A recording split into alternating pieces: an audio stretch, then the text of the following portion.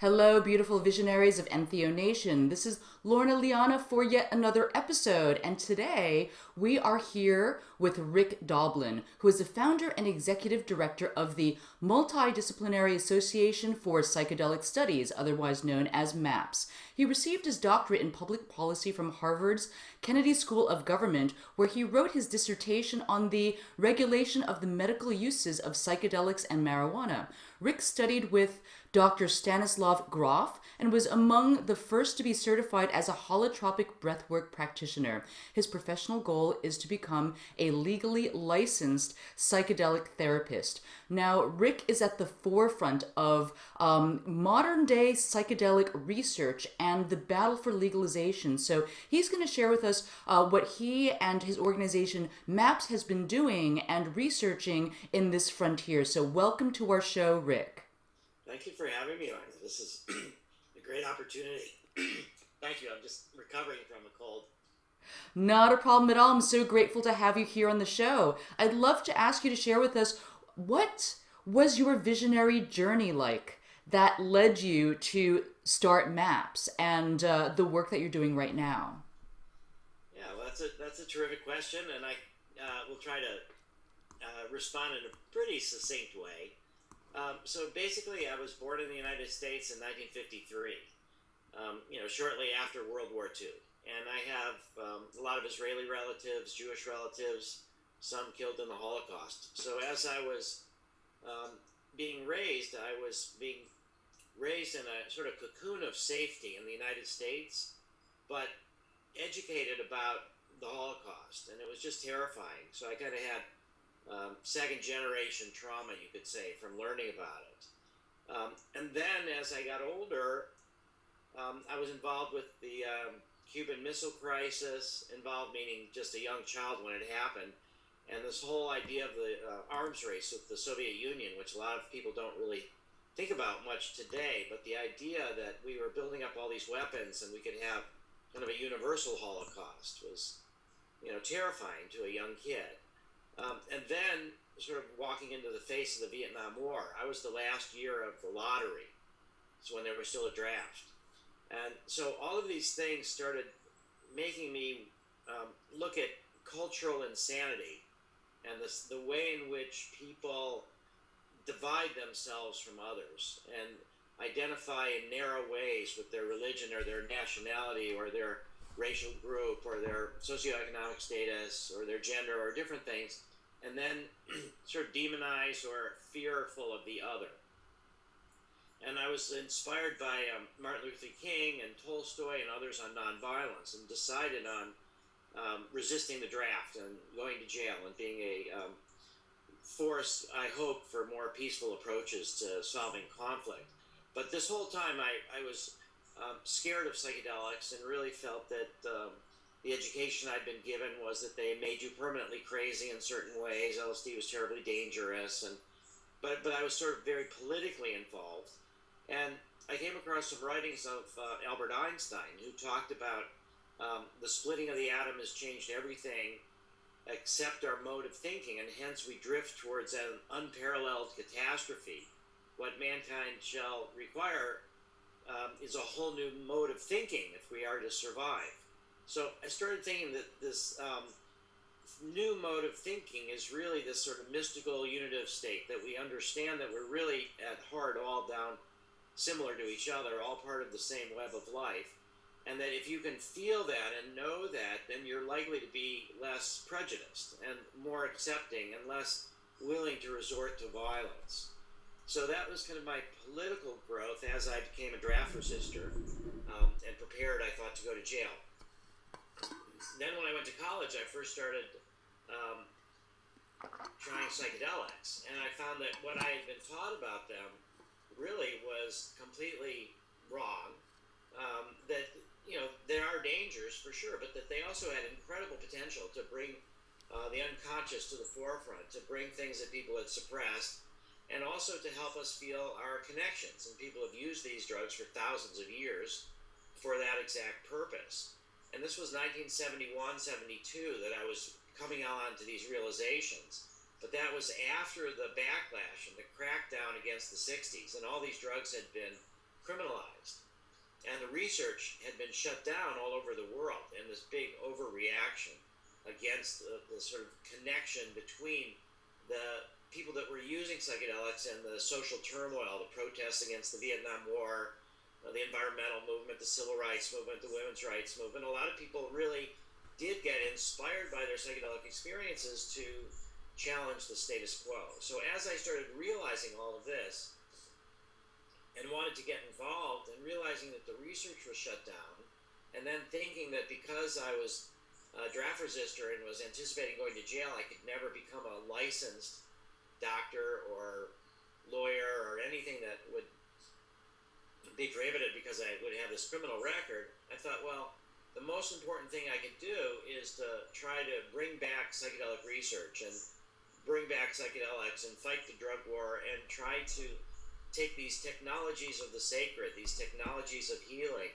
and bring them back into a legal mainstream part of our society. So at age 18 in 1972 is really when I had the initial vision that this is what I wanted to do for my life. And I recently have turned 61. And I see that after all of these years, things are actually starting to develop in that direction. And I think our culture in general, too much, too fast, too soon with the emerging consciousness that the psychedelics can bring in the 60s, that the culture wasn't ready for it.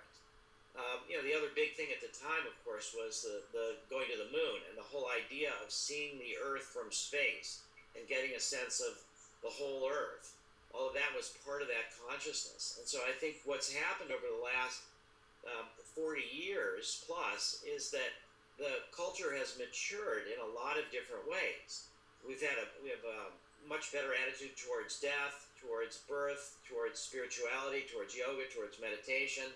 We're seeing ayahuasca spread throughout the Western world, and a lot of people being inspired by it, and a lot of people that had early psychedelic experiences in their younger years are now retiring. Baby boomers are retiring, and they've often made major contributions to the world. Most of them have given up their use of psychedelics, but some look back on it fondly. So I think that the world itself is now ready and primed for the psychedelics, and at the same time, we really see a rise of fundamentalism, a retreat from this globalization. And I think the antidote to fundamentalism is mysticism. And there's a lot of different ways for people to experience it. I don't mean to imply that psychedelics are the only way. So they're certainly not. People can get to these experiences all different ways. But I do believe that psychedelics are one of the historically most powerful catalysts that people have used for thousands of years, and that as a culture, what we desperately need to do is to throw off the shackles of prohibition and learn to use wisely the potential of these non-ordinary states of consciousness, because it's really not about the drugs. It's about the states of consciousness. It's about what happens during those states. And I think we all every night go to sleep and we all have dreams, and there's this rise into consciousness of unconscious material, and it's a natural phenomenon. And a lot of us get deep emotions, insights, various benefits from paying attention to dreams. I think we should think of psychedelics as just as natural as dreaming, that they bring out what's within us already, and that we should learn how to respond to that, how to integrate it. And I think the killings that we recently just saw in Paris of people that were so fragile in their fundamentalism that they couldn't even tolerate any kind of cartoons that would mock or call into question their rigid beliefs, that kind of thinking is actually prevalent in billions and billions of people. Not the murderous aspect of it, but just this idea that the other is to be feared, and that we need to hold on rigidly to certain ideas. And so I think this movement toward global spirituality is really what we're wrestling with on a large scale. And I think the integration of psychedelics into culture can play a major role in the healing process to help us deal with the challenges of today. Wow, that's really profound. I love what you just said around the antidote to fundamentalism is mysticism. That's fantastic. So I want to, take you to the work of MAPS. If you could share with us, when did you launch MAPS, and what does MAPS actually hope to do? What's your vision and mission with this organization? Yeah. Sorry.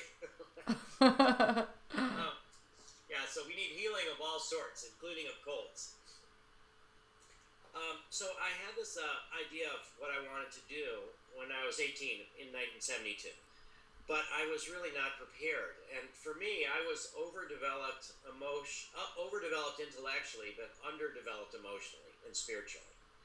And so I started working to bring myself into balance. And I felt like as a larger culture, we are overdeveloped technologically. I mean, the fact that we're talking, we're seeing each other, we're separated by a whole continent, it's a miracle. It's incredible, the development that technology has gone to and will go to.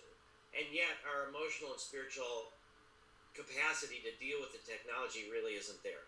So I spent a 10-year process, and I'm still, of course, on it, trying to get balanced enough where I could work in the world focusing on psychedelics.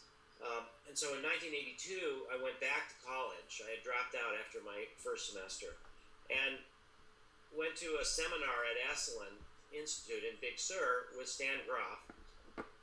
And some people there came by and talked about MDMA, which was still legal.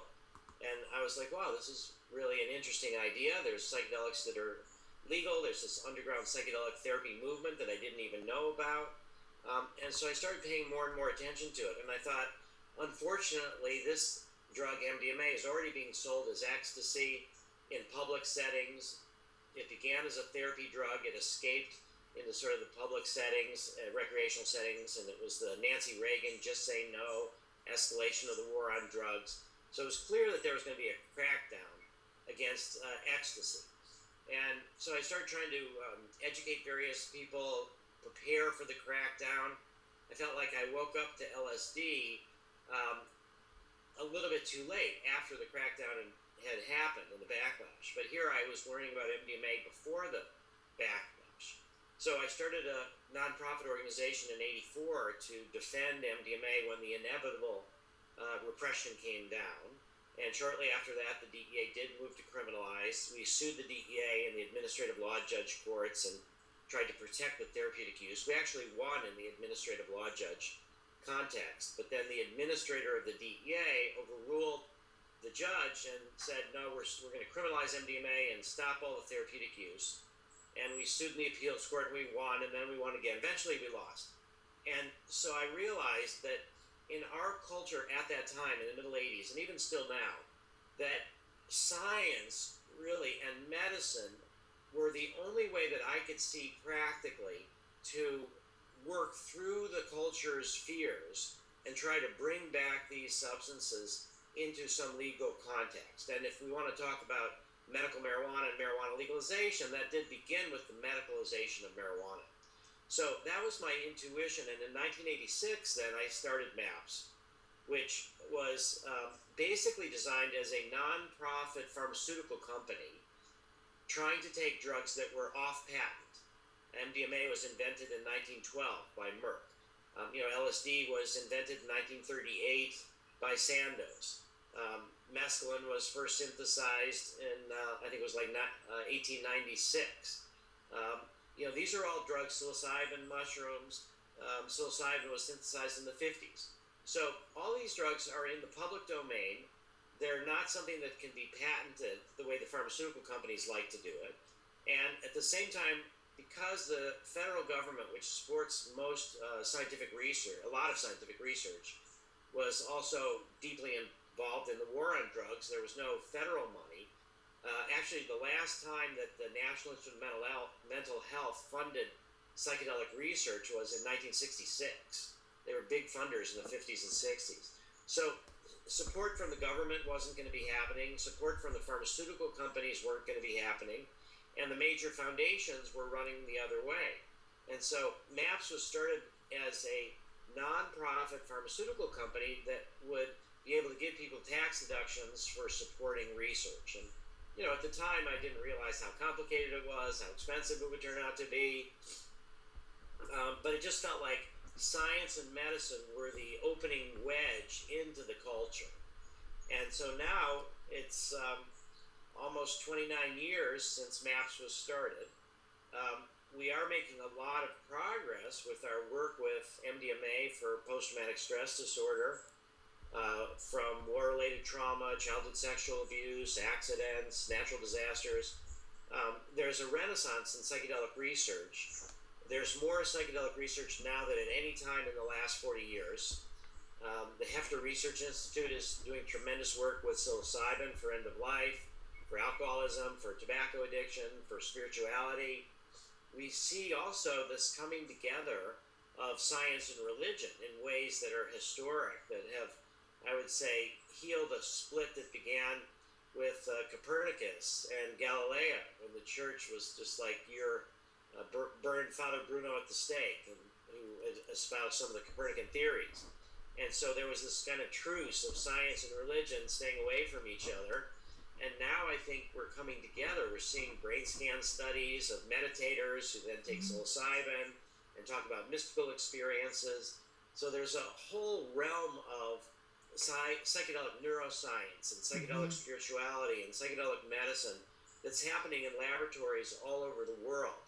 And we're now, as of the summer of 2015 coming up, we're going to be finishing what's called phase 2 research, which is pilot studies into Mdma for PTSD. And Hefter is finishing their work with psilocybin for end of life. And so we're going to be presenting all this data to FDA as part of the quest to get permission for the phase 3 studies that are what's really going to be required. And so I think that the long efforts of MAPS began in '86. I was the only employee of MAPS for the first 7 years. Now we've got about 14 people working in studies all over the world. Got about a $2 million budget that's going up to $3 million. We're in dire need of more donations if people want to support maps.org, because we are succeeding actually in our pilot studies, and that means that we need to scale up.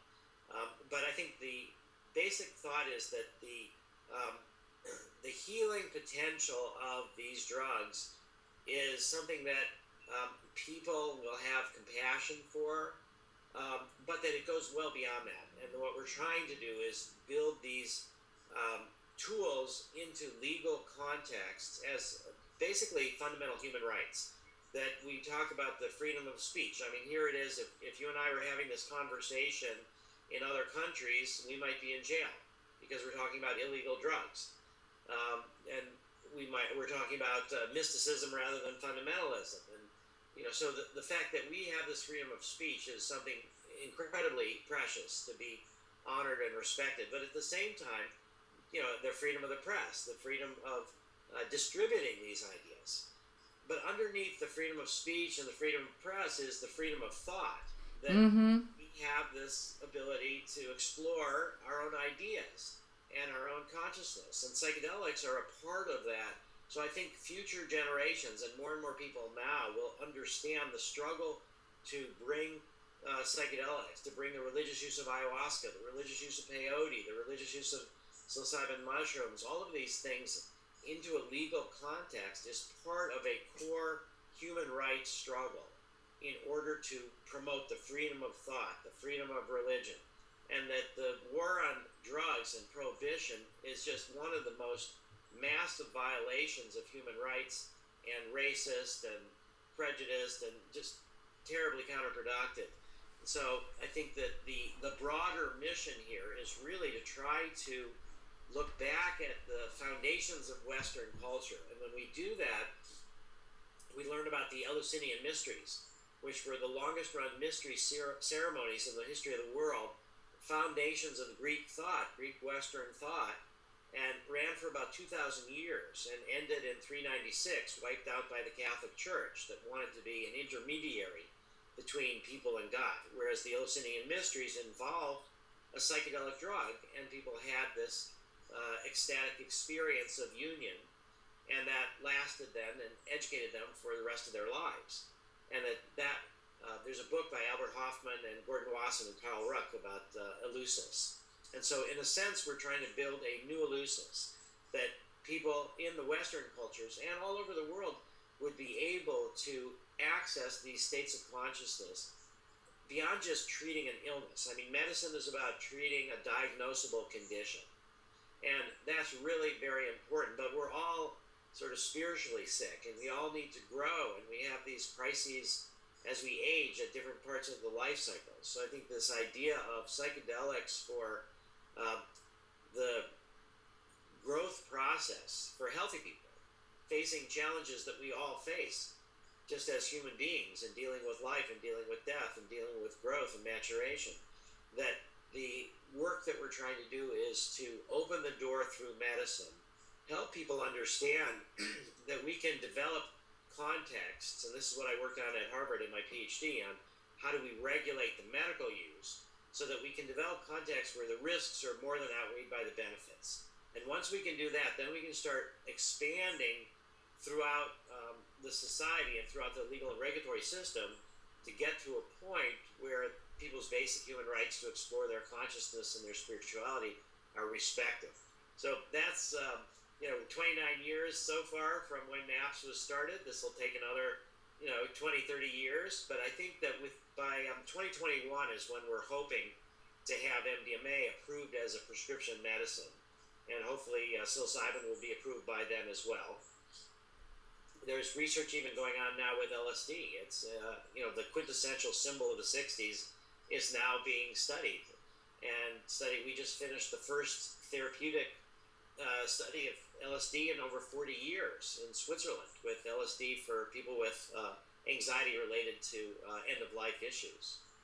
So I'd love to hear, some examples. It sounds like there are really promising results from using, so you mentioned MDMA for PTSD, and then psilocybin for end of life, and then, many studies around, LSD as well. So, what are some of do you have any personal stories of how these substances, these drugs are actually, helping change the lives of some of the test subjects that are participating in these studies? Yeah, there's a lot of stories, actually. One of the, I think, more poignant stories is about Rachel Hope, who I think people, if they want to Google her, at some other time, she's done a lot of media appearances. She was a woman who had suffered from childhood sexual abuse and was severely traumatized because of that. And she had tried all sorts of therapies, none of them worked. She was depressed, suicidal at times, and she volunteered for our first study of MDMA for post-traumatic stress. And she was able to work through the trauma that she had been suffering from for decades, and now is really living a full and vibrant life. And I think her testimonial, she talked about her brain lighting up like a Christmas tree under the influence of MDMA, and things that had terrified her before, the trauma, that she was able to look at it, accept it, and move on. And I think the part of post-traumatic stress disorder is that people, they're not able to really process the trauma because it's so scared, but they're not able to really get it out of their minds either. Mm-hmm. And so what they need to do is really process that at a deep level where they're feeling safe. Mm-hmm. And then the memory can be reconsolidated in such a way so that it's an event that happened to them, but it's not a trigger for fear. And so and what we find with MDMA, what Rachel found too, is that it brings back memories of the trauma that have been too painful, so that it actually enhances your connection to your past. It's not like you take it, you feel ecstasy, you feel great, and then it goes away. It's that you actually remember more but you learn from it and you realize that you're looking at it from a point of safety, and that the trauma that happened to you has molded you, but it doesn't define you, and you can move on into the future. We've had other people that were firefighters that were traumatized by caught in a fire where a bunch of their fellow firefighters were killed. And they were then disabled, unable to work. It was really frightening for them. And so we had several firefighters in our study who, under the influence of MDMA, were able to look at the fire, remember whole portions of it that they had forgotten, but again, be able to move on with their lives. We've had people that are, war-related trauma from Iraq and Afghanistan, even from Vietnam. There's some terrific stories of people that had been traumatized for decades since Vietnam, who were able, under the influence of MDMA, to recognize that time is precious, that was then, that they can recover from it, and step into their lives again, which had sort of been put on hold for 40 years. We have a study right now at Harbor UCLA in Los Angeles for adults on the autism spectrum with social anxiety, and MDMA is helping those people to read body language, to understand their own emotions. MDMA stimulates oxytocin and prolactin, which are hormones of love and bonding. They bring connections so that people have been able to sort of improve their social lives as a result of a few experiences of MDMA. We've had studies that we did with ayahuasca in the treatment of addiction that was done up in British Columbia.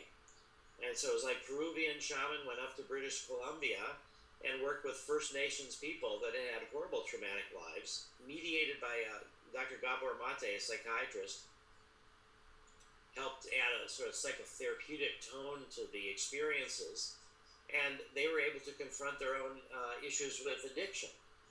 There's people that were addicted to opiates that have been able to use the drug ibogaine, which is a drug from Western Africa, which has a long history of therapeutic use, and people have gotten over addiction. So there's a whole range of stories about how people have been able to use psychedelic therapy in a way to overcome various struggles and get more engaged in the precious life that they have.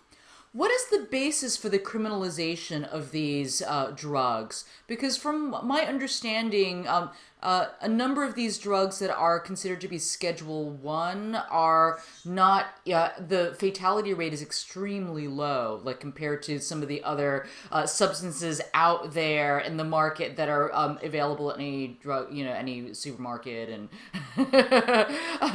drugstore and, corner store. So, let's take MDMA as an example. Why on earth is it illegal?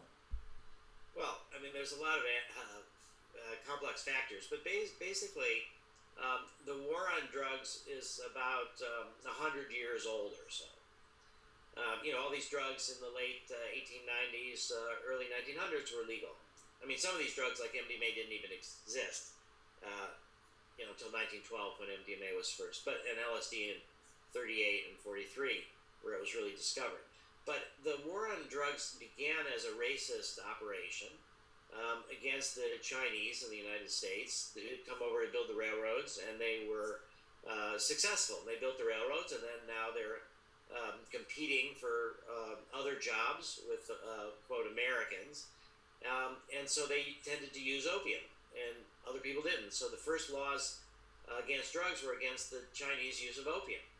And it was not to protect the Chinese. It was a racist situation. Marijuana was criminalized in the 30s, in the middle of the Depression, after the end of alcohol prohibition. We had all these people that had, jobs doing prohibition agents for alcohol. We found that, of course, that didn't work in the 20s. And shortly after that, marijuana became illegal. And marijuana was used in the middle of the Depression again by Mexicans and blacks. That was, again, a racist situation. If you look at some of the testimony in Congress by Harry Anslinger, who criminalized marijuana, it was incredibly racist. So we then move into the 60s, where marijuana becomes widespread, psychedelics start being used a lot, and they're associated with people that are challenging the status quo.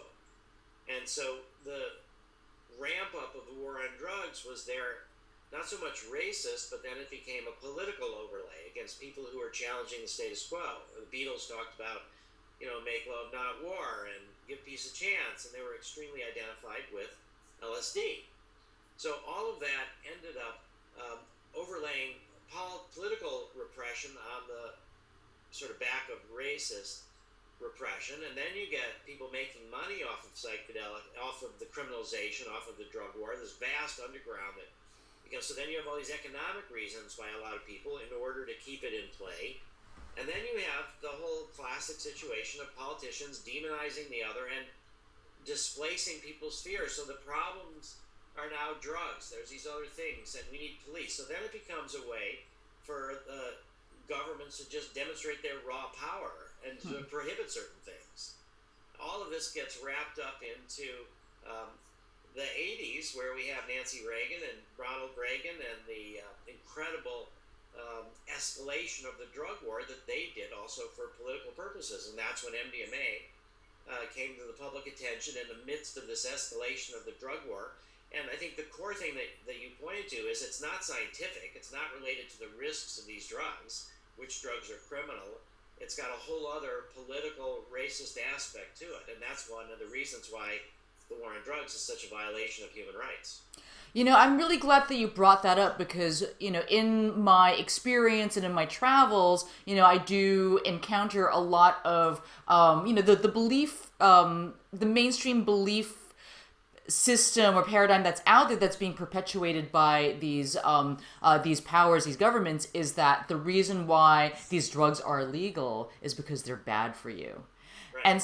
And so it's really great to just kind of like rip the veil off that fallacy, because it really isn't true when you look at the deep underlying reasons as to why drugs are illegal, and especially when you start looking at the economic incentives around this. Like, just keeping the DEA in operation and employed, that's a lot of jobs right here. So we got to give them some reason to wake up in the morning, I guess. But yeah, so being able to determine. Sorry. Yeah, it's the prison guards, the prison industrial complex. Yeah, but I think we have to be careful not to go the other way, to say that drugs have no risks. So what the government basically does is says these drugs are illegal because they're dangerous and they have no benefits.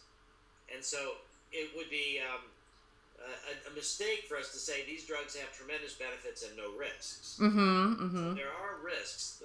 Ending of the war on drugs, moving to a post-prohibition world is not going to solve all drug problems. In fact, with psychedelics, as we're talking about, they open up the doorways to the unconscious, and that there are always going to be challenges, and there's always going to be difficult experiences that if people have a problematic setting, their attitude toward it, the context they're doing it in isn't supportive, then people can end up worse off. Yes, that's very, very true. So in an ideal world, with the legalization of psychedelics and, marijuana, I don't know if you would consider marijuana to be a psychedelic medicine, but, in an ideal world, how would we be able to fully benefit from the therapeutic potentials of these drugs, and yet be able to kind of be aware and educated about the appropriate and proper use, safe use of these things, so that we can minimize negative experiences and further trauma. I think that's a question that could have a whole other half-hour answer. Wow. Okay. But it's a great question. How do we regulate these drugs in such a way so that we really maximize their benefits and acknowledge their risks? And I think that the answer to that is really fairly complicated. If we look at what's going on in our culture with alcohol and tobacco, we should say that those are not, great successful examples of how mind-altering drugs should be regulated. But I don't think they should be prohibited, obviously. So prohibition doesn't work. I think the fundamental thing is we need honest drug education. and we need people to really understand the risks and the benefits. Most people now have been educated in, or I should say miseducated by their governments about the risks of these drugs, have been told that they are so dangerous that people should go to prison for even sharing them or introducing them to others. But that even with ayahuasca, that's got this traditional use, there are people that are destabilized by their use of ayahuasca. Mm-hmm. It's a very challenging situation. So I think we need honest drug education. We need the more dangerous a drug is, the more important it is that it be legal, because we want people who have problems with the drugs not to feel stigmatized, to come and get support. We need pure drugs. A lot of people are dying from ecstasy. That's not really MDMA. That's drugs that are more dangerous. People died. I just read in the paper the other day that there was, it was in Africa, Mozambique, I think it was, 56 people or so died from beer, a certain kind of beer that had a poison in it. You know what the poison was? They found it to be crocodile bile. Yeah. That is bizarre. Why would you put that in beer? Unless someone was intentionally trying to kill people. I don't know. Yeah. I went that myself. So we read the same article. So we've got this idea that, the purity of drugs has got to be one of the fundamental underpinnings of their safe use. And we saw that during Prohibition in the 20s, too. A lot of people made alcohol incorrectly, and people died from different kinds of concentrations that were really unhealthy, and different admixtures. So honest drug education, building in a culture that teaches people to respect what these drugs do. They're very powerful. You need to be able to acknowledge that when difficult experiences happen, you have to work with them rather than try to suppress them. And we need a system of support for people that get into trouble with them, that get in over their heads. And I think we're not going to solve all the problems with legalization, but it'll be a lot better for those people that do have problems, and there'll be way more people that experience the benefits. What about the new classes of drugs that are coming out, the ones that have been synthesized in a lab? I occasionally see articles around different designer drugs. And so what is your take on how to kind of incorporate these new psychedelics into the mix? Yeah, well, keep in mind that LSD was synthesized in a lab. MDMA is synthesized in a lab. They don't appear in nature. So I think the fundamental thing I would say, first off, is that there's a romantic notion that if it comes from a plant, it's good. If it comes from a lab, it's somehow bad. And what we just talked about, crocodile bile, comes from crocodiles. It comes from nature, but it kills you. So I would say that the question is really all these new things that are being invented. How do we know what their risks are? We need a certain amount of testing. And ideally, we would have systems whereby they're tested for their safety, and then we understand what they do, rather than underground chemists make them and just sell them without knowing really what they are. Like PMMA, which is often sold as MDMA, influences body temperature in a way more dramatically than MDMA does, and it's weaker than MDMA. So people take it, they think that they really have had bad, weak MDMA cut with something else. They take more of it, and then they overheat and die. So all these different designer drugs, some of them can be tremendously useful, and some of them can be tremendously dangerous, and we need to just really get them into a system of testing where we understand what they are, rather than just suppressing it all and having some new thing come out that that people don't really know really what it does. We have such good science now, we can evaluate pretty well the risks and benefits of different drugs under different contexts. Fantastic. So we're about at the end of our interview segment. I would love to leave you with my favorite question to ask visionaries. How have your visionary experiences connected you with your life purpose? 100%. I mean, it was really the use of LSD. This might be a good way to end this. So, when I first started doing LSD when I was 17 years old, my first thought was, this feeling of connection, this feeling of openness, this feeling of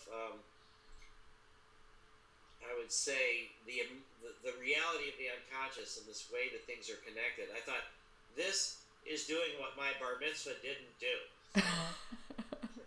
and this is something that should be more widely legalized, and I need more help with it as well myself. So that was it. My first early experiences led me to think this is a tool for spiritual growth and personal growth, and our society has criminalized it out of a reactionary, fear-based mistake, and that we need to bring it back.